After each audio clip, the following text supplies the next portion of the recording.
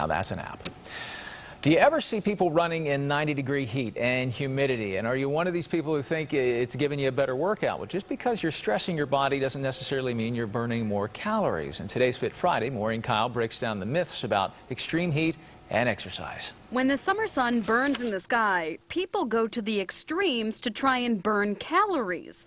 But drenching in sweat from sweltering heat doesn't exactly mean you're shedding pounds. So when you actually sweat, you're actually sweating because of the hot temperatures and not versus as far as burning off calories or losing weight. Fredi Williams with the Cleveland Clinic's Lifestyle 180 program says all that sweat is your body's hydration.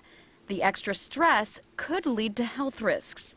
You don't want to do anything too high intense. So you want to try to keep your target heart rate within a maximum, which is between 60 and 70%. It is true that you burn more calories, but just how many? When you're in heat, your cardiovascular system has to go through a little bit more stress in order to keep you moving, so you do burn a little bit more calories. But the most important thing to recognize here is that the calorie expenditure is really minuscule.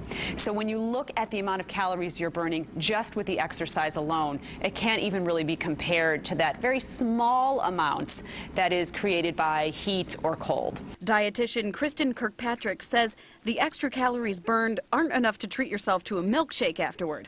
The same goes for so-called calorie-burning foods. There are some foods that we think of that may speed up the metabolism a little bit, like spicy foods and things like that. I've heard the ice water myth as well, as far as trying to keep up your core temperature and burning more calories for that with ice water. But again, it's not a significant amount. So when that summer sun is burning, your calories are too. Just keep in mind not to go to extremes.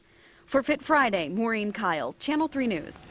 Now, if you like to run or work out in extreme temperatures, make sure you bring water with you. Make sure you drink at least 16 ounces of water 2 hours before you go outside. This will help prevent any heat stroke or health issues there. Almost 6:26, still ahead at 6:30. The Browns gear up for training camp.